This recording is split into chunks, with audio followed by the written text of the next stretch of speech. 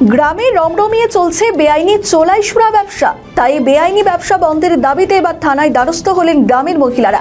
চোলাইশুরা বিক্রি বন্ধের দাবিতে এবার মঙ্গলবার ডেপুটেশন দিলেন মালদা থানায়। এদিন থানায় ডেপুটেশন দিতে আসেন পুরাতন মালদা ব্লকের নারায়ণপুরের মুন্ডাপাড়ার মহিলারা। তাদের অভিযোগ, গ্রামে বেআইনিভাবে চোলাইশুরার ব্যবসা চলছে রমরমিয়ে।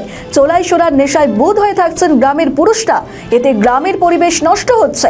তাই গ্রামে সুস্থ পরিবেশ ফিরিয়ে আনার দাবিতে আজ তারা মালদা থানার দ্বারস্থ হয়ে চোলাইশুরা বিক্রি বন্ধ করার দাবি জানালেন। আজকে দেখছি থানাতে এসেছেন, কি কারণে, মূলত কি কারণ রয়েছে? আমাদের পাড়ার মধ্যে অতিরিক্ত নেশা ভাঙ হচ্ছে। আচ্ছা, মানে এই জিনিসটা আমরা বন্ধ করতে চাইছি। মানে ছোট ছোট বাচ্চারা খেয়ে মানে এ হয়ে যাচ্ছে, নষ্ট হয়ে যাচ্ছে।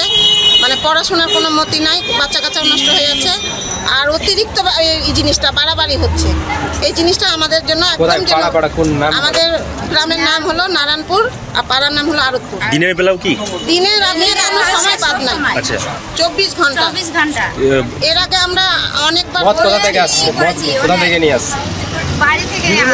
বাড়িতেও বানাচ্ছে, আবার অন্য জায়গা থেকেও আসছে। হ্যাঁ। আর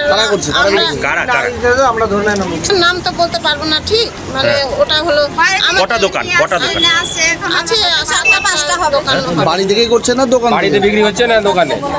দোকান আমাদের পাড়াতে একটা আছে, দোকান দুটো আছে। আচ্ছা, বাড়ি থেকেও মদ খাচ্ছে? বাড়ি থেকে বিক্রি করছে? হ্যাঁ, বাড়ি থেকে বিক্রি হয়। মদ খাচ্ছে কোথায়?